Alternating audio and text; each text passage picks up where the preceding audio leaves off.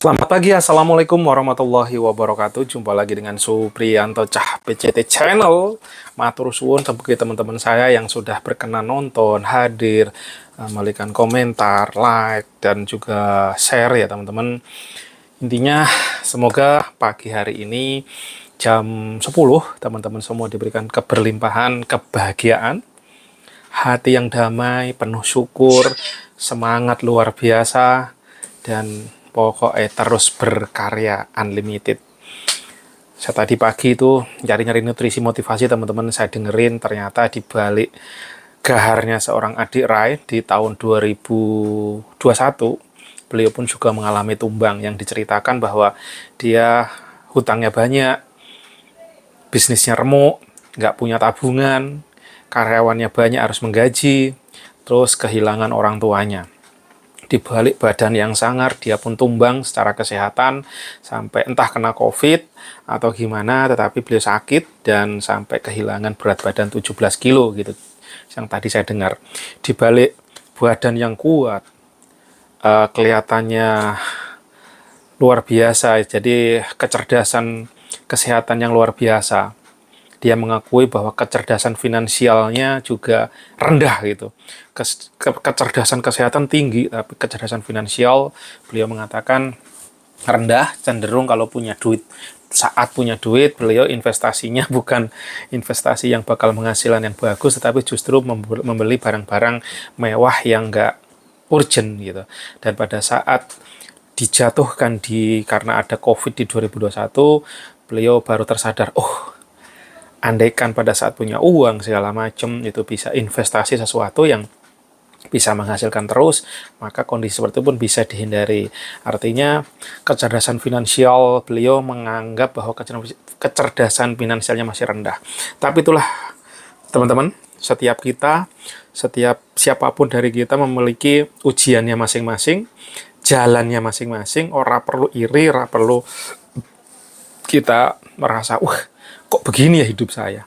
Selalu syukuri, pasti ini jalan terbaik yang diberikan Allah Tuhan ke kita semua teman-teman.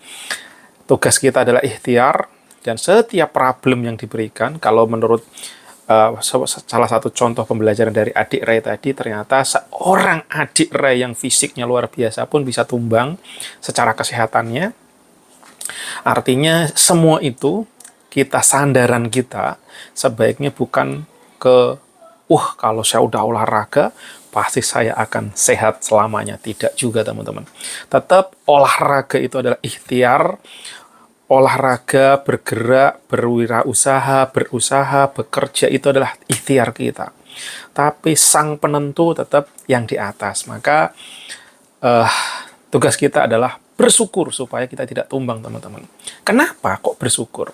Kalau yang saya alami sendiri gitu ya, teman-teman, konco-koncoku semua. Saya itu jatuh bangun udah berkali-kali. Di tahun 2017 salah satu titik terendah saya, pada saat hutang saya luar biasa, saya tidak punya pemasukan, cicilan saya setinggi-tingginya, itu luar biasa. 2 tahun saya tidak bisa bergerak, ibaratnya kondisi pikiran stres, kondisi cicilan membengkak, dan tidak mampu membayar. Ya Allah, itu kemustahilan, teman-teman. Kemustahilan. Sedangkan hutang saya adalah hutang-hutang yang berbunga atau hutang-hutang riba yang tidak bayar dan naik terus. Ya Allah, ya Allah, ya Allah. Itu kondisi sangat-sangat rendah. Salah satu kondisi terendah saya, karena kondisi terendah saya pun tidak cuma itu aja, teman-teman. Dan yang saya lakukan ya apa? Pasrah. Pokok yang saya lakukan, saya hanya bisa nangis, berdoa, bermohon, sampai orang-orang terdekat saya pun tidak support. Sampai orang kayak istri saya, waktu saya mulai usaha, ya udah mas, bismillah, ayo kita mulai. Pada saat saya remuk, redam, ya ngomel ujung-ujungnya. Wajar sebagai seorang istri yang biasanya disuplai ada keuangan yang bisa stabil, nih tiba-tiba beliau jadi tulang punggung, harus bekerja, harus kadang-kadang perlu untuk kehidupan harus nyari utangan, anak-anak sekolah yang harganya tidak murah waktu itu, SPP anak saya di 2 juta per bulan untuk satu orang, itu baru satu, dan itu harus dihandle dengan istri saya dengan gajinya yang tidak seberapa, dan harus juga untuk kehidupan hari-hari. Saya hanya mampu untuk bayar listrik, teman-teman. Bayar listrik aja megap-megap, karena tagihan listrik saya per bulan itu udah 1 billion lebih gitu ya.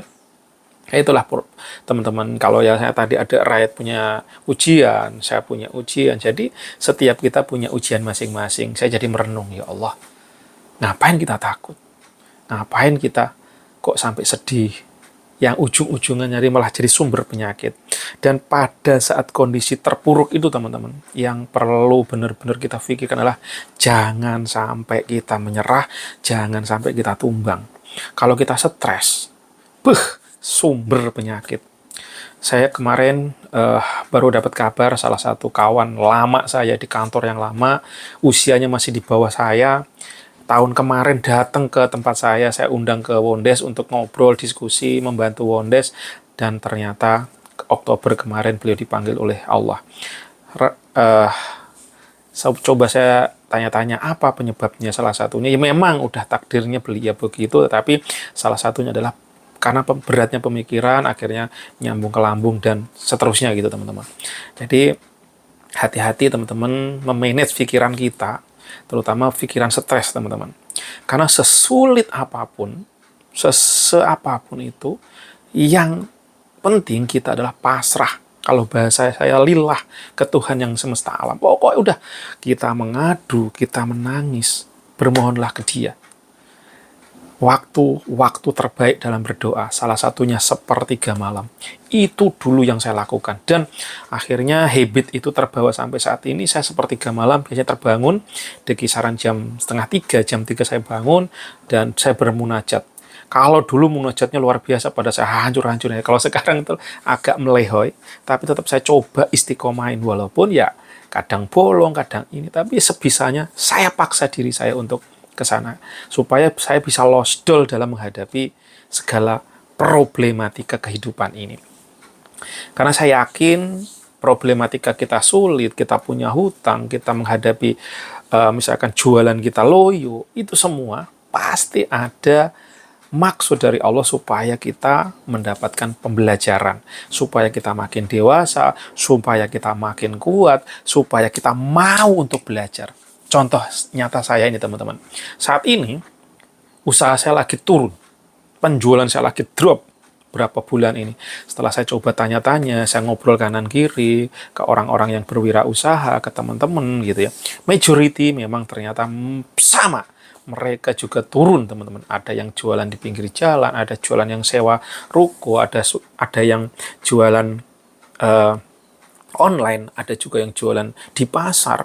Rata-rata memang turun. Ternyata memang ada ekonomi yang lagi turun teman-teman. Dan kondisi seperti ini kalau tidak bisa menghadapi teman-teman, penyakit datang. Karena timbul stres, timbul itu gitu teman. Kemarin saya ngobrol ke teman yang jualan buah, ternyata beliau juga luar biasa berat. Yang biasanya beli berapa krat, ada yang cuma 1 krat. Bahkan dia ceritain di pasar induk itu mas katanya. Di sana itu orang-orang yang biasa ngambil buah krat-kratan berpuluh-puluh krat, ngambil 1 aja sampai ditawar-tawarin kami yang datang, ambil dulu aja, bawa dulu aja, sampai banyak yang busuk di sana itu. Teman, begitu ternyata kesulitan di posisi masyarakat end user, pembeli yang berat, yang ekonominya kita lagi turun, pengaruh juga ke penjualan turun, akhirnya ekonomi secara nasional. Nah, nggak ngerti apakah karena pemerintah ini apakah sadar apa enggak, apa karena memang nggak diinformasikan. Ternyata kondisi ini tidak cuman saya sendiri ternyata gitu teman-teman. Ternyata banyak saudara-saudara kita ada juga, tapi di kondisi seperti ini yang tetap high, tetap bagus, tetap tinggi. Wow, amazing ya teman. Jadi saya yakin banget ya bahwa ujian kita masing-masing ini berbeda-beda teman-teman. Jalurnya berbeda-beda, ujiannya masing-masing. Dan salah satu hal yang harus dilakukan adalah bersyukur. Karena kalau sampai terjadi pola pikir yang aduh kok turun, sedih, ini, wah pokoknya itu negatif, wah, ujung-ujungnya stres itu daya imun tubuh kita tumbang teman-teman. Nah gimana caranya kita tetap bisa mengadu, tetap kita ya berkeluh kesah, ya berkeluh kesahlah kepada Sang Pencipta di sepertiga malam. Itu salah satu tips dari saya supaya tidak tumbang. Apakah saya nggak merasa tumbang? Merasa bro, tapi segera mengadu, segera menangis, segera bermohon, meminta, ya Allah, kok problem saya gini.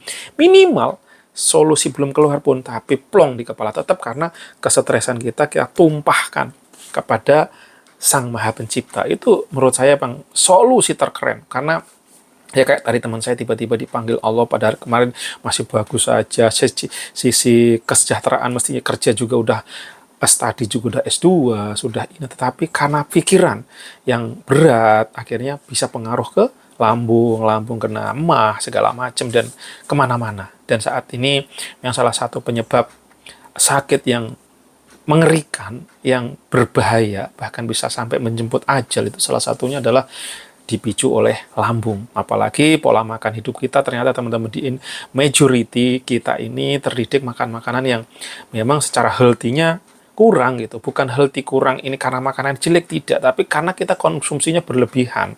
Berlebihan ya contohnya kita kebanyakan makan karbohidrat, kebanyakan lemak, yang sebenarnya kita tidak udah berlebihan di badan, tapi terus kita masukkan. Nah, jadi ketidakseimbangan di badan ini menimbulkan badan kita pun juga akhirnya ujung-ujungnya nggak mampu gitu. Nah, saya merasakan berbagai macam itu sudah luar biasa. Ya Allah, ternyata cara makan saya aja nggak tepat nih ternyata gitu setelah saya renung-renungkan gitu. Saya berlebihan di gula, berlebihan di lemak, wes, dan ujung-ujungnya yo sumber penyakit juga. Pokoknya setiap detik yang kita jalani adalah proses pembelajaran. Kita long life education dari semenjak lahir sampai dari buayan sampai nanti ajal menjemput, kita terus belajar. Dan jangan lupa setelah belajar ya kita praktekkan, kita istiqomahkan ilmu yang kita dapat. Karena sebaik-baik ilmu adalah ilmu yang bermanfaat. Ilmu bermanfaat seperti apa? Ilmu yang dipraktekkan di realitas kehidupan, teman-teman. Di kehidupan sehari-hari kita dapat ilmu kebaikan, ilmu jualan, ya kita praktek. Karena sebaik-baik amal adalah amal yang diistiqomahkan, amal yang dipraktekkan. Begitu kata Rasulullah. Ya kita belajar aja, saya bukan yang terbaik, justru saya ngoceh seperti ini karena saya mengingatkan diri, ya Allah, kenapa saya gagal terus? Suka salah, suka ini, manusia memang tempatnya salah dan alfa.